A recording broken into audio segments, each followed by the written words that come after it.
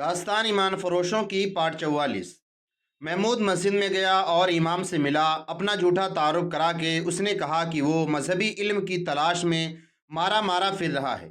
इमाम ने उसे तालीम देने का वादा किया और मस्जिद में ही रहने की पेशकश की। महमूद मस्जिद में कैद नहीं होना चाहता था। उसने इमाम से कहा कि वो 2-3 रोज़ बाद अपने घर जाया करेगा। उसने इमाम को भी अपना नाम नहीं बताया था।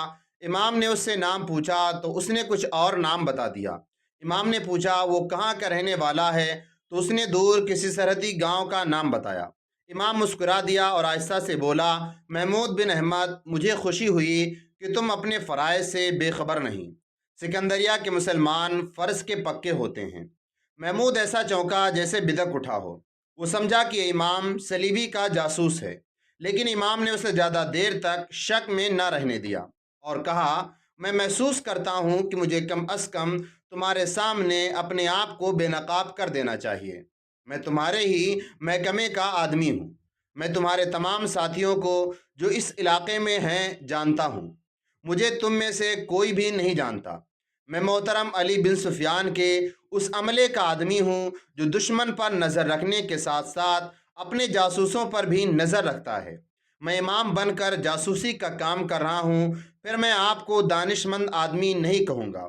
महमूद बिन अहमद ने कहा, आपने जिस तरह मेरे सामने अपने आप को बेनकाब किया है, इस तरह आप किसी दुश्मन के जासूस के सामने भी बेनकाब हो सकते हैं। मुझे यकीन था कि तुम मेरे आदमी हो। इमाम ने कहा, ज़रूरत ऐसी आ पड़ी है कि तुम्हें अपना असली रूप बताना ज़रूरी समझा। मेरे साथ 2 मुहाफ़िज़ हैं जो यहाँ बाशिंदों के बहरूम में गांव में मौजूद रहते हैं। मुझे ज़्यादा आदमियों की ज़रूरत है। अच्छा हुआ कि तुम आ गए।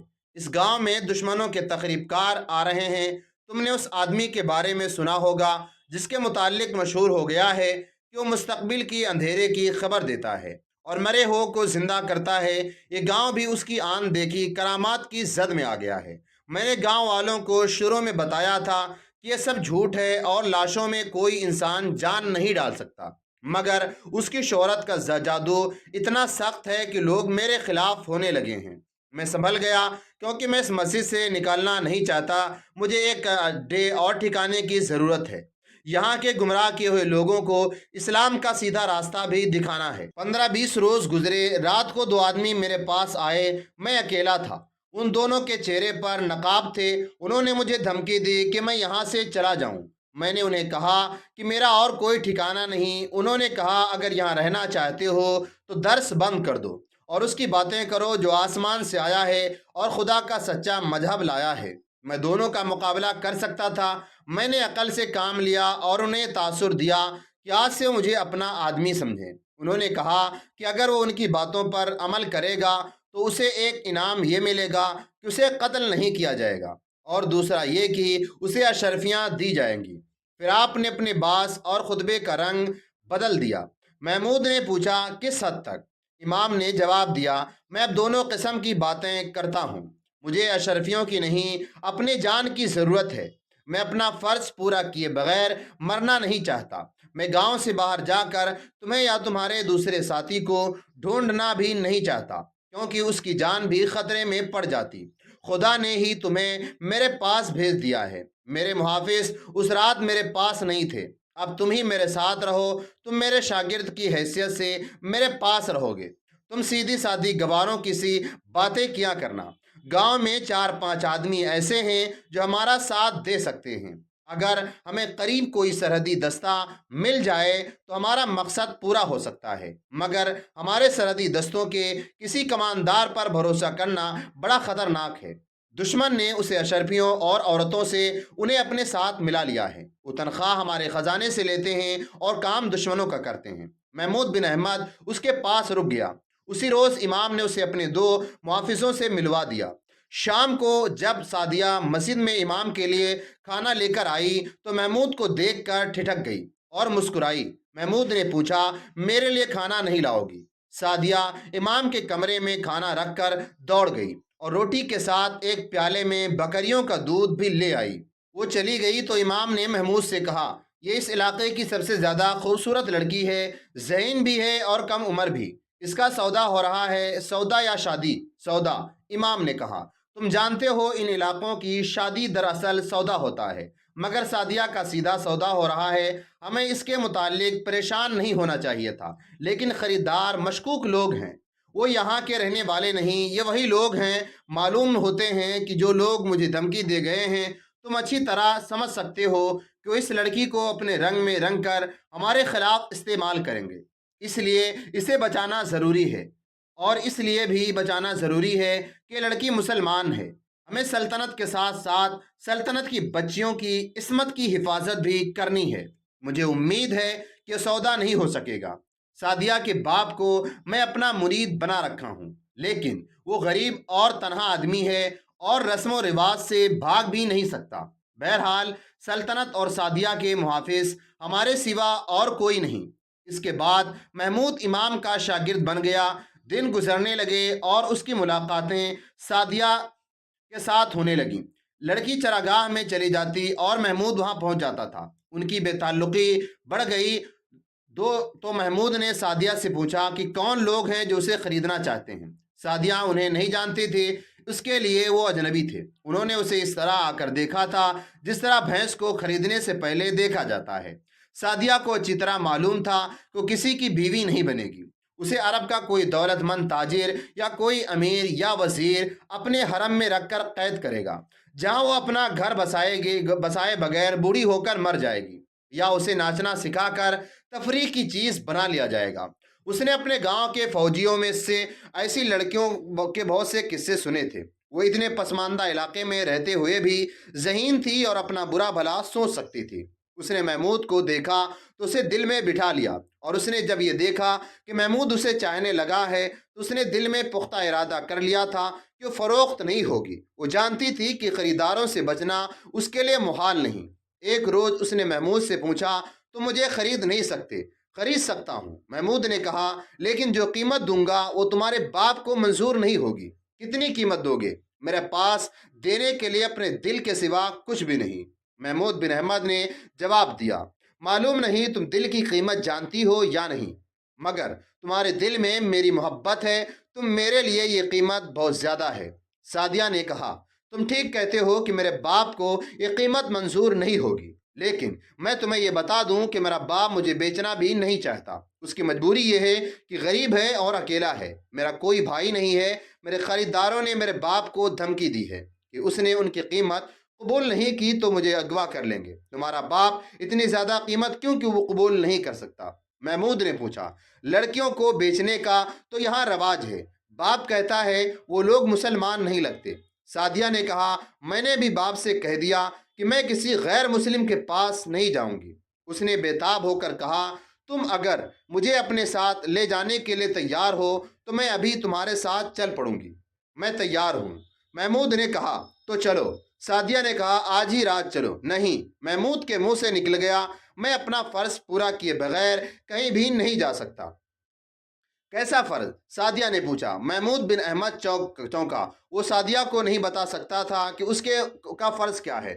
اس نے منہ سے نکلی ہوئی بات پر پردہ ڈالنے کی کوشش کی، مگر سعدیہ اس کے پیچھے پڑ گئی۔ محمود کو اچانک یاد آ گیا۔ اس نے کہا، میں امام سے مذہبی تعلیم لینے آیا ہوں، اس کی تکمیل کے بغیر میں کہیں نہیں جاؤں گا۔ اس وقت تک مجھے معلوم نہیں کہاں پہنچا دیا جائے گا۔ سعدیہ نے کہا۔ محمود فرض کو ایک لڑکی پر قربان کرنے پر آمادہ نہ ہو سکا۔ اس کے دل میں شک بھی پیدا ہوا کہ لڑکی دشمن کی جاسوس بھی ہو سکتی ہے، جسے اسے بیکار کرنے کے لیے استعمال کیا جا رہا ہے۔ لہذا اس نے سعدیہ کے متعلق چھان بین کرنا ضروری سمجھا۔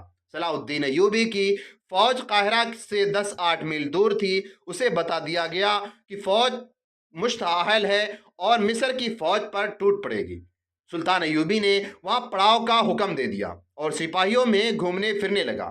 وہ خود سپاہیوں کے جذبات کا جائزہ لینا چاہتا تھا۔ وہ ایک سوار کے پاس جا رکا تو کئی سوار اور پیادہ اس کے گرد جمع ہو گئے۔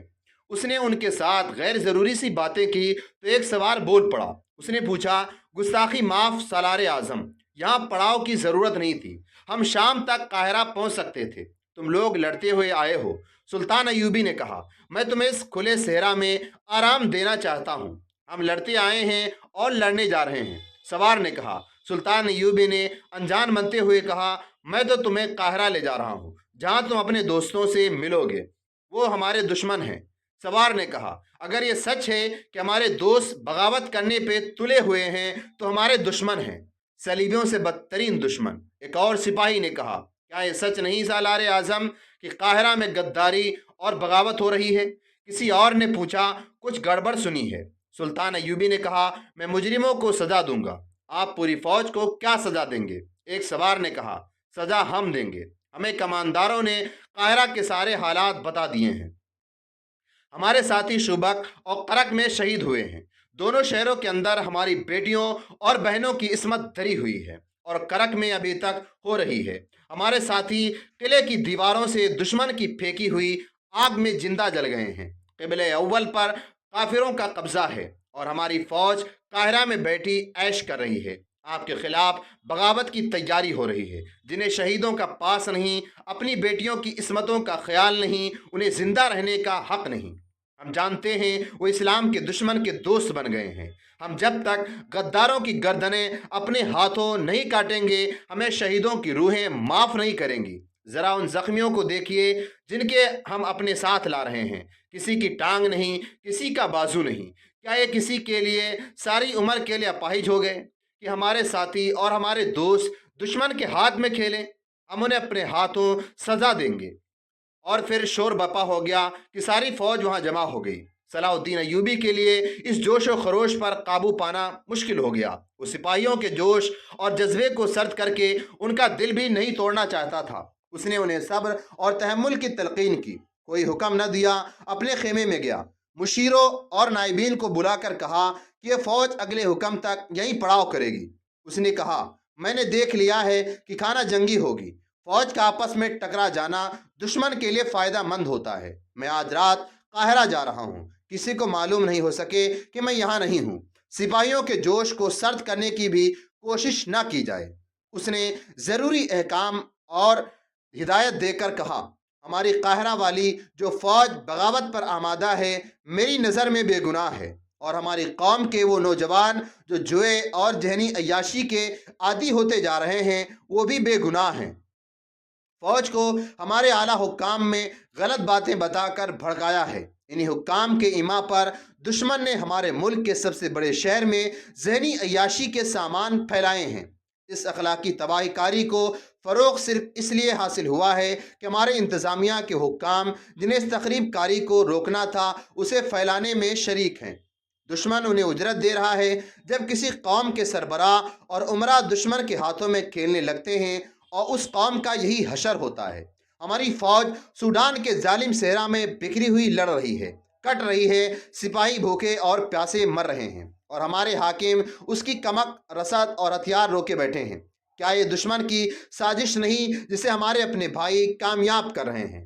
اس سے دشمن ایک فائدہ یہ اٹھا رہا ہے کہ تقی الدین اور اس کے وہ عسکری جو جذبہ جہاد سے لڑ رہے ہیں اور مر رہے ہیں، اور نوبت ہتھیار ڈالنے تک آ گئی ہے، اور دوسرا فائدہ یہ کہ ہماری قوم کو بتایا جائے گا کہ یہ دیکھو تمہاری فوج شکست کھا گئی ہے، کیونکہ اسی قابل تھی۔ ہمارے بعض بھائی مصر کی عمارت پر قابض ہونے کے خواب دیکھ رہے ہیں، وہ سب سے پہلے فوج کو قوم کی نظروں میں رسوا اور ذلیل کرنا چاہتے ہیں تاکہ وہ منمانی کر سکے۔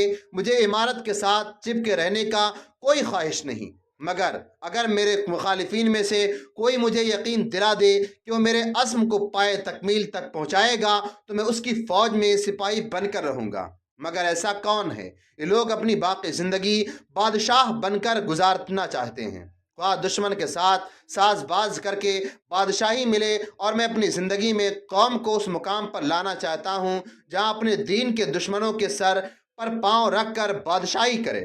ہمارے ان لالچی اور غدار حاکموں کی نظر اپنے حال پر ہے، میری نظر قوم کے مستقبل پر ہے۔ اس نے بولتے بولتے توقف کیا اور کہا، میرا گھوڑا فوراً تیار کرو۔ اس نے ان افراد کے نام لیے جنہیں اس کے ساتھ جانا تھا۔ اس نے کہا، یہی لگا رہنے دو کہ کسی کو شک نہ ہو کہ میں یہاں نہیں۔ اس نے گہرا سانس لیا اور کہا، میں آپ کو سختی سے ذہن نشین کرانا چاہتا ہوں کہ جو فوج بغاوت کے لیے تیار ہے میں اس کے خلاف کوئی کارروائی نہیں کروں گا۔ تم میں سے کوئی بھی اس فوج کے خلاف قدرت نہ رکھے۔ اسی طرح اپنے نوجوان کو بھی قابل نفرت نہ سمجھنا۔ میں ان کے خلاف کارروائی کروں گا جو فوج اور قوم کو گمراہ اور ذلیل کرنے کے ذمہ دار ہیں۔ یہی فوج جب اپنے دشمن کے سامنے آئے گی اور دشمن اس کا تیروں کا استقبال کرے گا تو فوج کو یاد آ جائے گا کہ وہ اللہ کی فوج ہے۔ دماغ سے بغاوت کے کیڑے نکل جائیں گے۔ آپ جب اپنے بچے کو اپنے دین کا دشمن دکھائیں گے تو ان کا ذہن از خود جوئے سے ہٹ کر جہاد کی طرف جائے گا۔ میں آپ کو صاف الفاظ میں بتا دیتا ہوں کہ اسلام اور سلطنت اسلامیہ کی بقا اور وقار فوج کے بغیر ممکن نہیں۔ میں صلیبیوں اور یہودیوں کے عزائم اور ان کے طرز جنگ سے اور ان کی زمیں دوست کارروائیوں کو دیکھ کر کہہ سکتا ہوں کہ وہ اسلام کی فوج کو کمزور کر کے اسلام کا خاتمہ کریں گے۔ جس روز اور جس دور میں کسی بھی مسلمان ملک کی فوج کمزور ہو گئی وہ ملک اپنی آزادی اپنا وقار کھو بیٹھے گا۔ کسی بھی دور میں کوئی مسلمان مملکت مضبوط اور باوقار فوج کے بغیر زندہ نہیں رہ سکے گی۔ ہمارا آج کا غلط اقدام اسلام کے مستقبل کو تاریک کر دے گا۔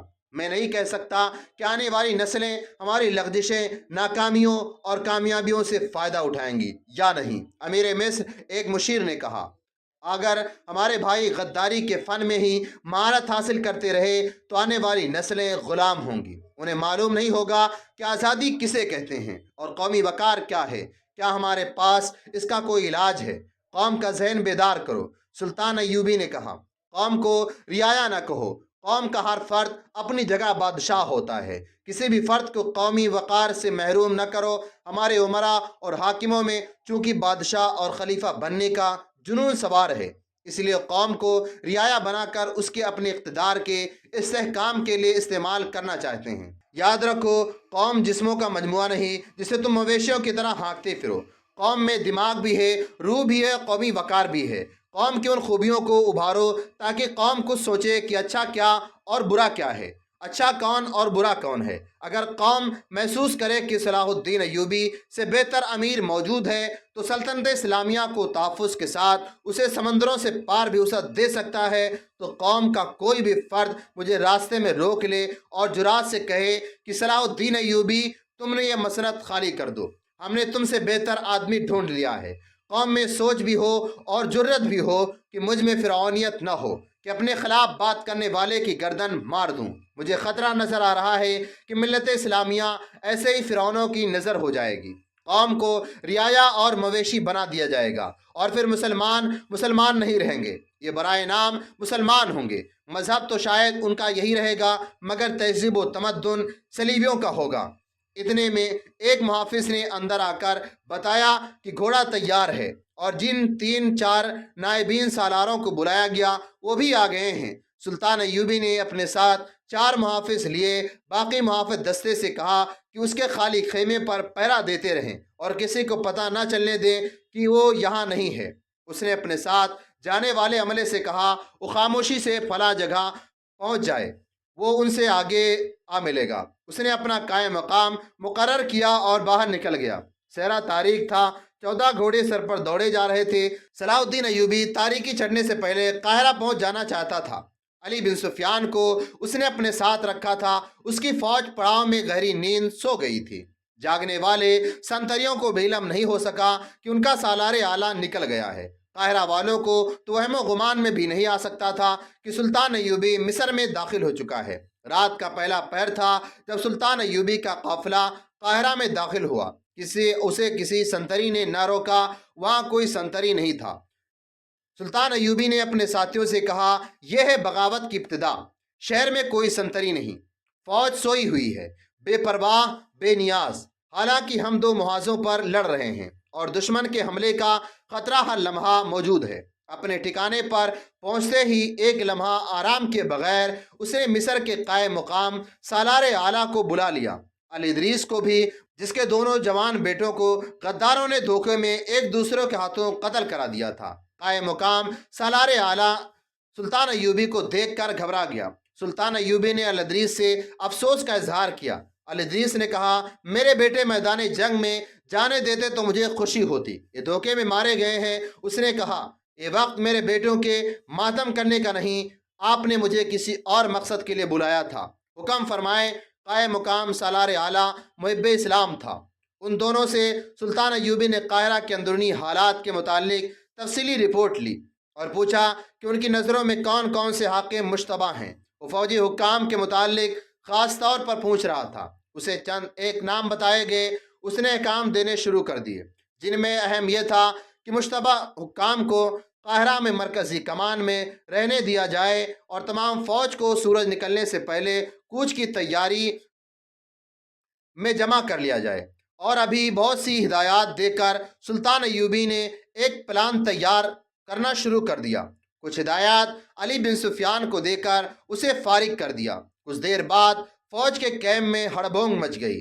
فوج کو قبل از وقت جگا لیا گیا تا فوج اور انتظامیہ کے مشتبہ حکام کو صلاح الدین ایوبی کے ہیڈ کوارٹر میں بلایا گیا تھا۔ وہ حیران تھے کہ کیا ہو گیا۔ انہیں اتنی ہی پتہ چلا کہ سلطان ایوبی آ گیا ہے۔ انہوں نے اس کا گھوڑا بھی دیکھ لیا تھا، لیکن انہیں سلطان ایوبی نظر نہیں آیا تھا۔ سلطان ایوبی انہیں ابھی ملنا بھی نہیں چاہتا تھا۔ اس نے انہیں کوچ تک فوج سے الگ رکھنے کا بندوبست کر لیا تھا۔ یہی اس کا مقصد تھا۔ ابھی صبح کی روشنی صاف نہیں ہوئی تھی۔ فوج ترتیب سے کھڑی کر دی گئی۔ پیادوں اور سواریوں کے صفوں کے پیچھے رسد اور دیگر سامان سے لدے ہوئے اونٹ تھے۔ سلطان ایوبی نے فوج کے یہ ٹریننگ خاص طور پر دی تھی کہ جب بھی فوری کوچ کا حکم ملے، فوج 1 گھنٹے کے اندر بما رسد اور دیگر سامان کے قافلے کے ساتھ تیار ہو جائے۔ اسی ٹریننگ اور مشق کا کرشمہ تھا کہ فوج طلوع صبح کے ساتھ ہی کوچ کے لیے تیار ہو گئی۔ سلطان ایوبی اپنے گھوڑے پر سوار ہو گیا۔ اس کے ساتھ مصر کا قائم مقام سالار اعلیٰ بھی تھا۔ سلطان ایوبی نے فوج کو ایک نظر دیکھا اور ایک صف کے سامنے سے گزرنے لگا۔ اس کے چہرے پر مسکراہٹ تھی اور اس کے منہ سے بار بار یہ الفاظ نکلتے تھے: آفرین، صد آفرین، اسلام کے پاسبانوں، تم پر اللہ کی رحمت ہو۔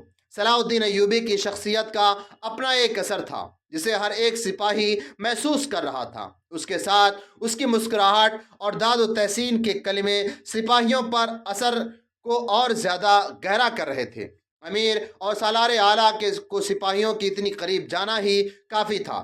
تمام فوج کا معائنہ کر کے سلطان ایوبی نے مکمل طور پر بلند آواز سے فوج کو خطاب کیا۔ اس وقت کی تحریروں میں اس کو جو الفاظ محفوظ ملتے ہیں وہ کچھ اس طرح تھے: اللہ کے نام پر کٹ مرنے والے مجاہدوں، اسلام کی ناموس تمہاری تلواروں کو پکار رہی ہے۔ تم نے شبہ کا مضبوط قلعہ اور کفر کا سب سے زیادہ مضبوط مورچہ تھا ریت کا ٹیلا سمجھ کر توڑ ڈالا۔ تم نے صلیبیوں کو صحرا میں گھیر کر مارا اور جنت الفردوس میں گھر بنا لی۔ تمہارے ساتھی، تمہارے عزیز دوست تمہارے سامنے شہید ہوئے۔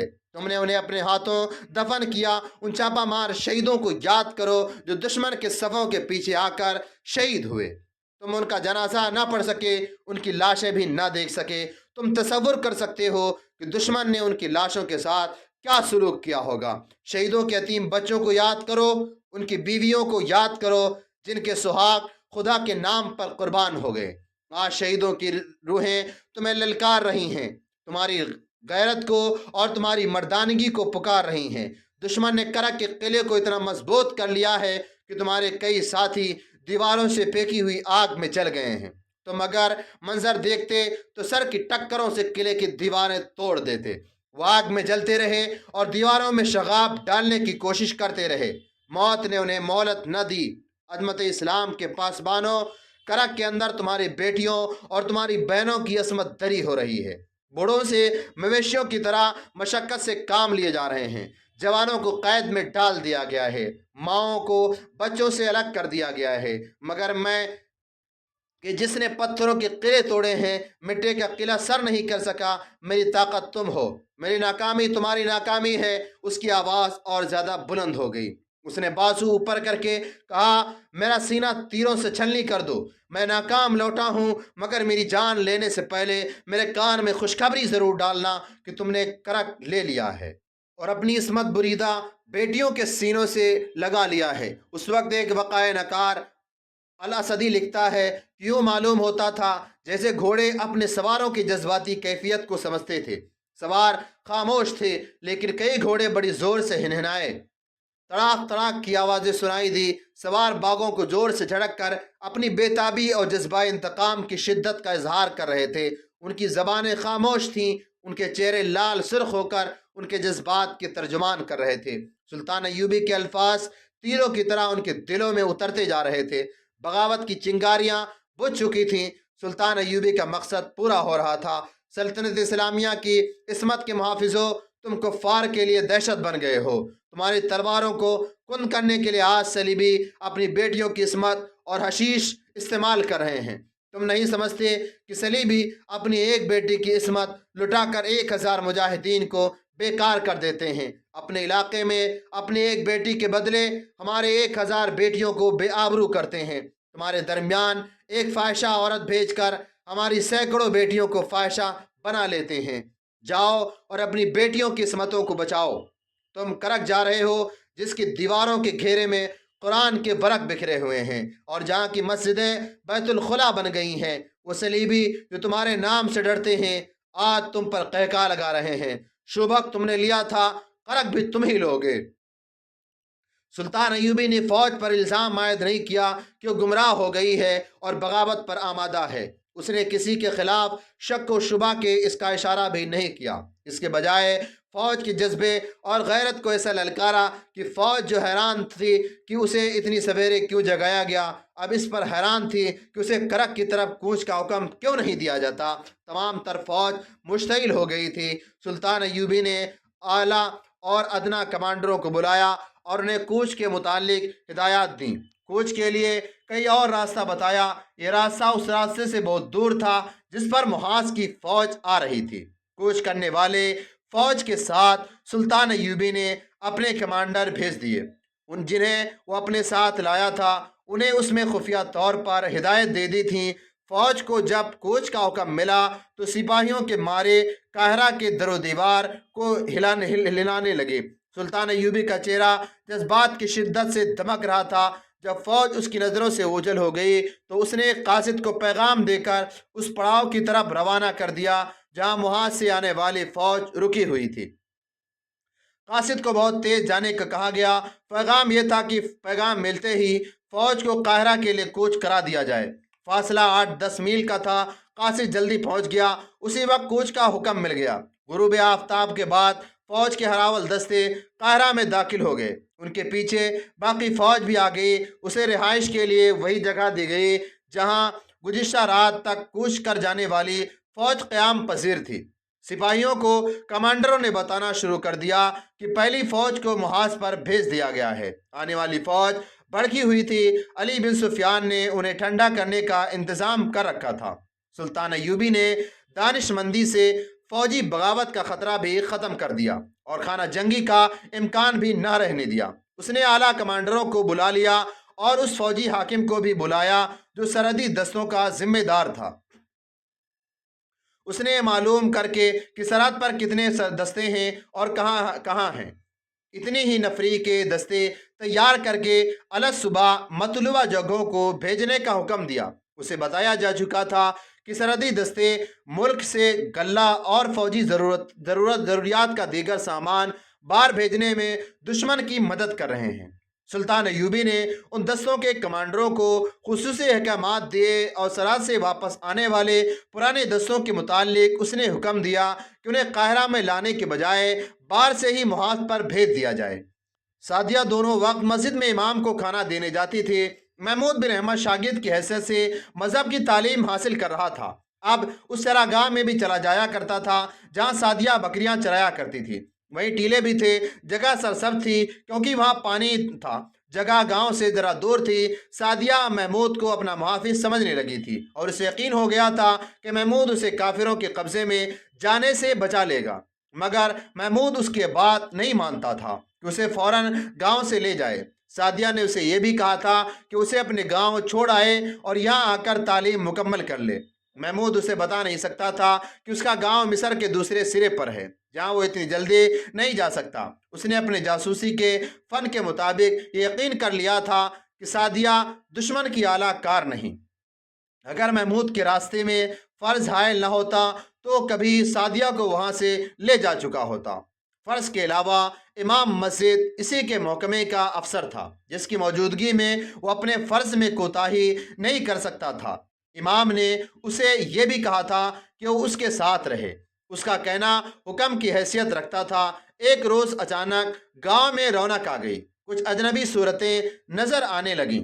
ہر کسی کے زبان پر ایک ہی کلمہ تھا، وہ آ رہا ہے، آسمان سے آیا ہے، مرے ہوں کو زندہ کرنے والا آ رہا ہے۔ گاؤں کا ہر ایک فرد بہت ہی خوش تھا۔ وہ کہتے تھے کہ ان کی مرادیں پوری کرنے والا آ رہا ہے۔ سعدیہ دوڑتی ہوئی آئی اور محمود بن احمد سے کہا کہ تم نے بھی سنا، وہ آ رہا ہے۔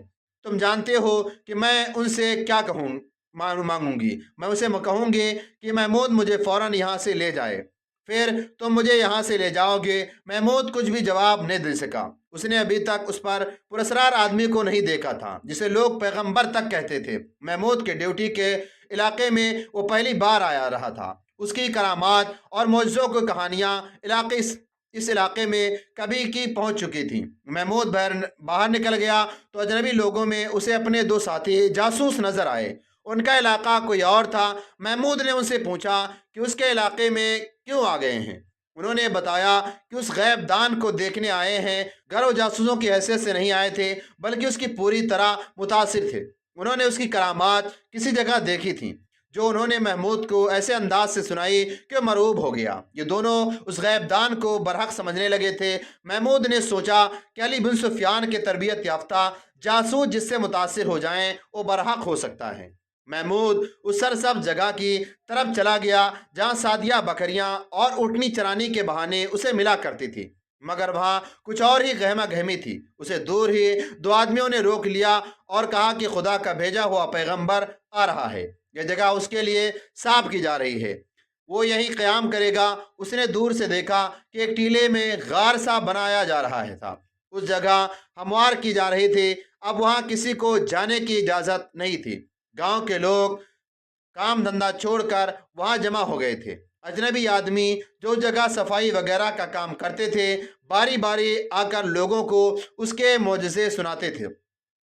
لوگ مسرور ہوئے جا رہے تھے۔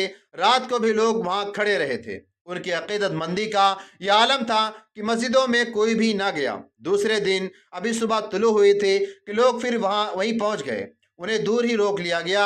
رات کے دوران اجنبی چہروں میں اضافہ ہو گیا تھا۔ یہ لوگ وہاں گڑھے بھی کھود رہے تھے۔ ان کے ساتھ چند اونٹ بھی تھے جن پر بہت سارا سامان لدا ہوا تھا۔ یہ سامان کھولا جانے لگا تو انہیں بہت سے خیمے نظر آئے جو کھول کر نصب کیے جا رہے تھے۔ شام گہری ہونے لگی تھی، راتیں تاریک ہوا کرتی تھیں۔ چاند رات کے پچھلے پہر ابھرا تھا۔ اس غیب دان کے متعلق بتایا جا رہا تھا کہ صرف تاریک راتوں میں لوگوں کو اپنے آپ دکھاتا ہے۔ شام کے بعد گاؤں کے لوگ وہاں موجود رہے ہیں۔ ہر طرف گاؤں کی عورتیں کھڑی تھیں جن میں سعدیہ بھی تھی، جو جگہ آنے والے کے لیے صاف کی جا رہی تھی۔ وہاں مشعلیں جل رہی تھیں۔ دو آدمی ان چند لڑکیوں کے پیچھے سے آئے جن میں سے سعدیہ تھی۔ لڑکیاں انہیں دیکھ نہ سکیں۔ سامنے سے 3-4 آدمی آئے، ایک اجنبی لوگوں میں سے تھے۔ لڑکیوں کے قریب آ کر انہوں نے لڑکیوں سے کہا تم یہاں سے جاتی کیوں نہیں؟ اور وہ لڑکیوں کو ڈرانے کے لیے ان کی طرف دوڑے۔ لڑکیاں بھاگ اٹھیں اور بکھر گئیں۔ کسی نے پیچھے سے سعدیہ کے اوپر کمبل پھینکا۔ دو مضبوط بازوؤں نے اسے کمر سے دبوچ لیا۔ ایک ہاتھ سے کسی نے اس کا منہ بند کر دیا۔ اسے کندھے پر اٹھا کر کوئی دوڑ پڑا۔ ایک تو تاریکی تھی اور دوسرے لڑکیاں بھاگ گئی تھیں، اس لیے کوئی بھی نہ دیکھ سکا کہ سعدیہ کو کوئی اٹھا لے گیا ہے۔ دوسری صبح اسے طوفان آ گیا۔ گاؤں کے لوگ چراگاہ کی طرف دوڑ پڑے۔ ایک ہجوم چلا جا رہا تھا۔ اس کے آگے آگے 16-17 اونٹ تھے۔ ہر اونٹ پر نہایت خوبصورت پالکیں تھے۔ ہر پالکی کے پردے گرے ہوئے تھے۔ وہ ان میں سے کسی پالکی میں تھا۔ آگے آگے دف اور شہنائی بج رہی تھی۔ بعض لوگ وجد آفری گونج میں کچھ گنگناتے آ رہے تھے۔ اونٹوں کی گردنوں سے لٹکتی ہوئی بڑی بڑی گھنٹیوں کا ترنم اسی موسیقی کا حصہ معلوم ہوتا تھا۔ ہجوم میں کوئی شور شرابہ نہیں تھا۔ ہر کسی پر تقدس کا رعب طاری تھا۔ یہ مریدوں اور عقیدت مندوں کا جلوس تھا جو معلوم نہیں کہاں کہاں سے اس کے ساتھ چلے آ رہے تھے۔ ایسی فضا پیدا ہو گئی تھی جیسے پالکیوں والے اونٹ آسمان سے اتر رہے ہوں۔ یہ قافلہ سرسبز جگہ چلا گیا جہاں ٹیلے زیادہ تھے۔ ایک جگہ بہت سے خیمے نصب کر دیے گئے تھے، ان میں ایک خیمہ خاص بڑا تھا۔ تمام لوگوں کو دور ہٹا دیا گیا، پھر کوئی نہ دیکھ سکا کہ پالکیوں میں سے کون کون نکلا اور کہاں غائب ہو گئے۔ عقیدت مندوں کا ہجوم دور ہٹ کر بیٹھ گیا۔ سعدیہ کے گاؤں کے لوگ ان سے اس مقدس انسان کی باتیں سننے لگے۔ انسانی فطرت کی خاصیت ہے کہ انسان جس قدر گنوار اور پسماندہ ہوتا ہے وہ اتنا ہی سنسنی پسند ہوتا ہے، باتوں میں سنسنی پیدا کرنے کی کوشش کرتا ہے۔ یہی کیفیت یہاں پیدا ہو گئی تھی۔ امام بھی اسی ہجوم کو دیکھ رہا تھا اور محمود بھی، اور وہ ابھی کوئی رائے قائم نہیں کر سکتے تھے۔ انہیں قاہرہ سے یہ ہدایت ملی تھی کہ سرحدی علاقے میں کوئی نیا عقیدہ پھیلایا جا رہا ہے، اس کے متعلق تفصیلات معلوم کر کے بتاؤ کہ یہ کیا ہے اور اس کی پشت پناہی میں کون لوگ ہیں۔ قاہرہ کو ابھی کوئی تفصیلی اطلاع نہیں ملی تھی۔ اس کی سب سے بڑی وجہ یہ تھی کہ جن علاقوں میں یہ پراسرار آدمی جا چکے تھے وہاں کے جاسوس بھی اس کے معجزات سے مرعوب ہو گئے تھے۔ وہ اس کے خلاف کوئی بات منہ سے نکالنے سے ڈرتے تھے۔ سرحدی دستوں نے بھی ایسا ہی اثر قبول کر لیا تھا۔ اب اس امام کی باری تھی، اسے دیکھنا تھا کہ یہ سب کوئی ڈھونگ ہے، شعبدہ بازی ہے یا کیا ہے۔ اسے دیکھ لیا تھا کہ لوگ اس کی باتیں سن سن کر اتنے متاثر اور مرعوب ہو گئے ہیں کہ انہوں نے مسجد میں جانا چھوڑ دیا تھا اور اس کی جھلک دیکھنے کو اس جگہ کے گرد بیٹھے تھے جہاں سے اونٹوں سے اتر کر کسی خیمے میں غائب ہو گئے تھے۔ امام اور محمود وہاں کھڑے تھے۔ سعدیہ کا باپ انہیں اپنے پاس آن رکا۔ اس نے پریشانی کے عالم میں بتایا کہ سعدیہ رات سے غائب ہے۔ لڑکیوں نے اسے بتایا کہ چند آدمیوں نے سامنے سے آ کر ڈرایا اور وہاں سے بھگا دیا۔ ایک لڑکی نے بتایا کہ اس نے وہاں سے پیچھے 2 آدمی دیکھے تھے، اس سے آگے کسی کو کچھ علم نہ تھا۔ باپ سعدیہ کی تلاش میں چل پڑا۔ محمود بھی اس کے ساتھ ہو لیا۔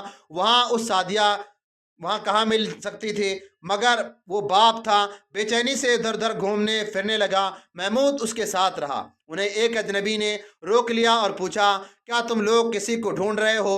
سعدیہ کے باپ نے اسے بتایا کہ گزشتہ رات اس کی لڑکی لاپتہ ہو گئی ہے۔ مجھے ابھی ابھی کسی نے بتایا ہے کہ تم اس لڑکی کے باپ ہو۔ اجنبی نے سعدیہ کا حلیہ بتا کر کہا، اگر تم اس لڑکی کو ڈھونڈ رہے ہو تو تمہیں یہاں نہیں ملے گی۔ اب تک وہ مصر کی سرحد سے باہر اور بہت دور جا چکی ہوگی۔ گزشتہ شام میں نے ایک گھوڑا دیکھا تھا۔ ایک جوان اور خوبصورت لڑکی دوسری لڑکیوں سے ہٹ کر گھوڑے کے پاس گئی، سوار گھوڑوں کے قریب کھڑا تھا۔ لڑکی نے اس کے ساتھ کچھ باتیں کی۔ سوار گھوڑے پر سوار ہو کر چند قدم پرے چلا گیا۔ لڑکی ادھر ادھر دیکھتی اس کے پیچھے گئی۔ آگے جا کر وہ خود ہی سوار کے آگے گھوڑے پر بیٹھ گئی۔ سوار گھوڑا دوڑا لے گیا۔ میں دیکھ رہا تھا اور سوچ رہا تھا کہ یہ لڑکی کون ہو سکتی ہے جو ایک سوار کے ساتھ اپنی مرضی سے چلی گئی ہے۔ آج کسی نے بتایا ہے کہ وہ تمہاری بیٹی تھی۔ اسے اب ڈھونڈنے کی کوشش نہ کرو۔ وہ آدمی چلا گیا اور سعدیہ کے باپ کے آنسو نکل آئے۔ محمود کا رد عمل کچھ نہ تھا۔ وہ جاسوس تھا۔ اس نے یہ سوچا تھا کہ یہ سفید جھوٹ بول گیا ہے۔ اس کی اطلاع اور تمام تر بیان جھوٹ تھا۔ کوئی اسے کیسے بتا سکتا تھا کہ اسے شخص کی بیٹی ایک سوار کے ساتھ بھاگ گئی ہے جب اسے دیکھنے والا یہ اکیلا شخص تھا؟ جاسوسوں کو خاص طور پر ٹریننگ دی جاتی تھی کہ کسی بات پر فوراً اعتبار نہ کرو اور ہر کسی کو شک کی نگاہ سے دیکھو۔ محمود نے اس اجنبی کا پیچھا کیا۔ وہ ہجوم میں سے ہوتا ہوا ٹیلوں کے پیچھے چلا گیا اور خیموں میں کہیں غائب ہو گیا۔ محمود کو یقین ہو گیا کہ سعدیہ انہی خیموں میں ہے اور اغوا میں اس آدمی کا ہاتھ ہے۔ یہ سعدیہ کے خریداروں میں سے ہو سکتا ہے جنہوں نے سودا نہ ہونے پر سعدیہ کے باپ کو لڑکی کے اغوا کی دھمکی دی تھی۔ سعدیہ کے باپ نے انہیں نہیں پہچانتا تھا۔ یہ اجنبی سعدیہ کے باپ کو جھوٹا بیان دے کر گمراہ کرنے آیا تھا تاکہ باپ اپنی بیٹی کو یہاں تلاش نہ کرے۔ محمود بن احمد کے دل میں سعدیہ کی اتنی شدید محبت تھی کہ اس نے سعدیہ کو وہاں سے نکالنے کا تہیہ کر لیا۔ اس نے امام کو جا کر یہ ساری باتیں سنائیں۔ امام سراغ رسانی کی شعبے کا ذہین حاکم تھا۔ اس نے بھی یہی رائے دی کہ اس غریب باپ کو دھوکہ دیا جا رہا ہے کہ اس بیٹی کسی کے ساتھ بھاگ گئی ہے۔ محمود نے امام کو ان دونوں جاسوسوں سے جو گاؤں میں موجود رہتے تھے ذکر کیا اور کہا کہ وہ سعدیہ کو وہاں سے نکالے گا اور اسے ان کی مدد کی ضرورت ہے، مگر یہ کام آسان نہیں تھا۔ ٹیلوں کے اندر اب کوئی نہیں جا سکتا تھا۔ نیکسٹ